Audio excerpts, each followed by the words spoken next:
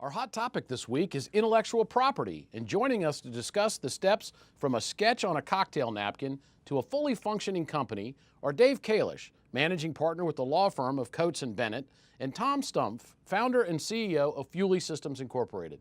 Gentlemen, thanks for joining us on Bottom Line. Thank you, Joe. Thank you. Tom, I'm fascinated. Tell us about the origin of this idea and how you turned it into a company. Well, I began as a pilot. I began recognizing there was a need for a more efficient form of fuel distribution. People don't realize in the United States that there's approximately 19,000 different locations that you can land an aircraft, whether it's a helicopter or a plane at. But there's less than 2,000 locations where you can get the appropriate fuel for turbines. And I began looking at how can we move the fuel to all of these other locations in an inexpensive and efficient manner and tie it to the avionics suite in the aircraft so that it would talk to the pilots. In other words, if you're flying over somewhere from point to point, talking about these coffee cups, from this coffee cup to that coffee cup to that coffee cup, you have no idea if the fuel's there when you're coming in. You believe it's there, but you don't know. Our system tells you it is there, and it allows you to monitor the approach. It allows you to monitor the helipad or the strip. So that's what really drove it. It's expanded dramatically. Fuelie Systems now as a big data-driven, telemetry-enabled fuel logistics system has now gotten recognition by some of the world's leading fuel logistics companies. One in particular, World Fuel, which is a Fortune 92 company, they did about $30 billion in 2016, has told us that they'd like to take our business model and our product and distribute it globally. So that brings up, what is your business model? Tell me how you make money and what the margin is for your business. Okay.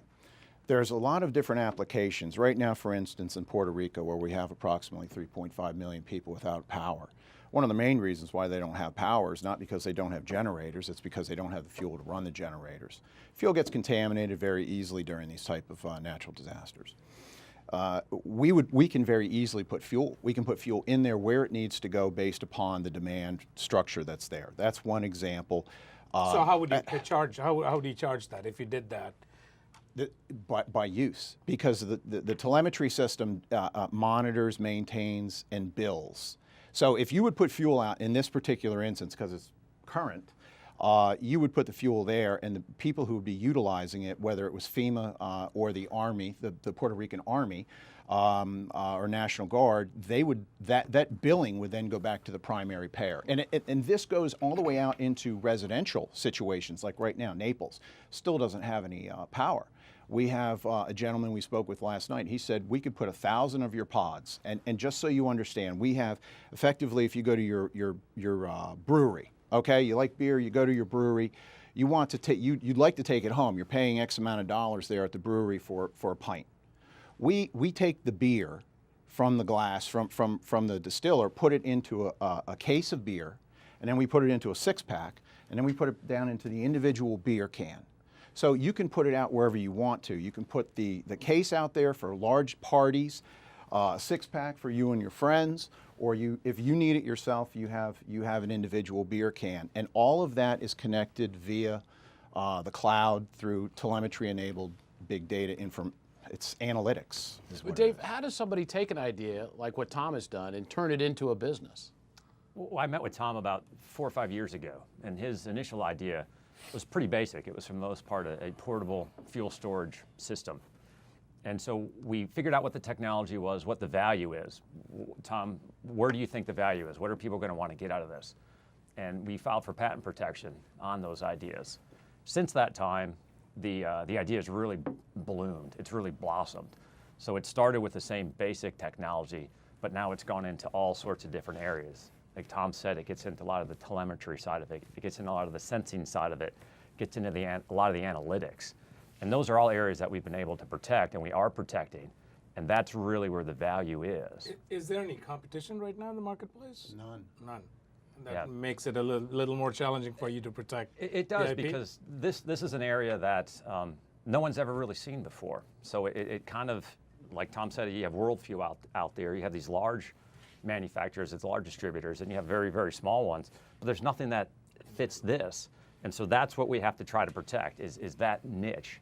And it's been difficult in some senses to try to explain to people, and explain in my case to the patent offices around the world exactly what we have, and for them to understand that, and to make sure that we protect it in a way that it adds value to the company. So this is not like a for utility patent. It is a utility It patent. is a Absolutely. utility. It's completely, it's the We have function 4. of the idea that's where all the value is. This is something that's completely new. No one's ever done this type of functionality before.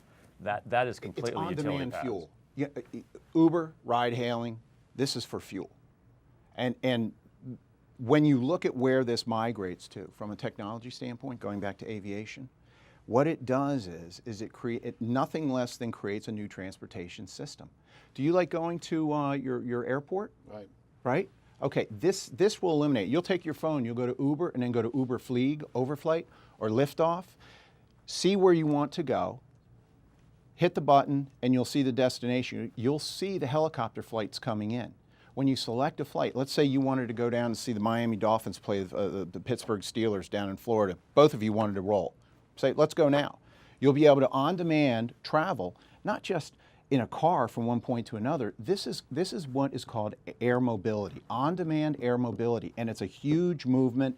There's a big conference right now out in Colorado, I believe, or no, Fort Collins. It's out west this weekend, and all the players. There's a company out there by the name of Voom. They're operating an on-demand air mobility system out of São Paulo, Brazil. They're funded by Airbus. There's billions of dollars being bet on this industry right now, and no one's even heard of it. What is your exit strategy? crazy. What is your exit strategy, Tom? The exit strategy? I'm not exiting. This is too big, and this nobody is. says I'm not exiting. No. Well, in the final 30 seconds, you've gone through this now. What's the lesson learned? If somebody has a great idea and wants to turn it into a company, what have you experienced that would be good advice for them? Personally, first thing I would say is find someone like David Kalish. Work, coordinate your activities, look at a global strategy if your IP and your idea is capable of being developed into something that's going to impact people everywhere. And that's critical to the process. You have to be able to identify the value of the company. What is the real value that's going to drive this company, that's going to keep it in existence? And you have to figure out at a fundamental level what that is and how can we protect that. And once you get to that point, protect that, and then you can start building off of that. This has been a great conversation. Gentlemen, thanks for joining us on this week's show.